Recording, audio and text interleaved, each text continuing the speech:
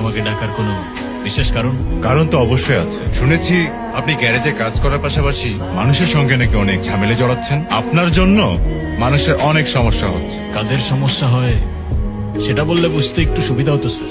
আমি শুনেছি আপনার জন্য এই শহরে অনেক ক্রাইম রেট বেড়েছে। আপনি হয়তো ভুল ইনফরমেশন পেয়েছেন স্যার, কিংবা যার থেকে ইনফরমেশন পেয়েছেন তাকে বলবেন প্রমাণ সহ সামনে আসতে। ন্যায় অন্যায় ডিসাইড করার আপনি কে?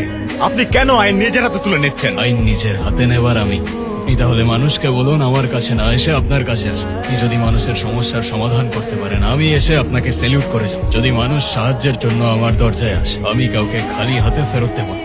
একটা জিনিস খেয়াল করলাম, জানেন তো, এই লোহাগড়ের ধুলি কণাও আপনার নাম জপে আছে। যেখানেই যাই শুধু আপনার গুণগান। এখানকার মানুষ সত্যিই আপনাকে খুব ভালোবাসে। আমি কিছুই না, তিরিশ। আমি তো সাধারণ মেকানিক মাত্র, যে গাড়ির সাথে সাথে সাধারণ মানুষের সমস্যা মেরামত করার চেষ্টা করে মাত্র। সাধারণ মানুষের ভালোবাসা খুব ভারী জিনিস, তাই বইতে জানলে রাজমুকুট আর না জানলে গলার ফাঁস।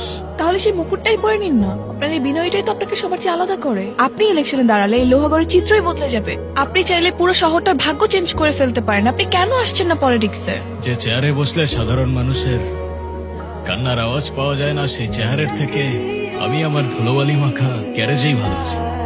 আর রাজনীতি, ওটা আমার জন্য না। কিন্তু কেন? রাজনীতি আমার থেকে এমন কিছু কেড়ে নিয়েছে যেটা আমি আমার জীবনে আর কখনো ফেরত পাবো না। আমার বাবা।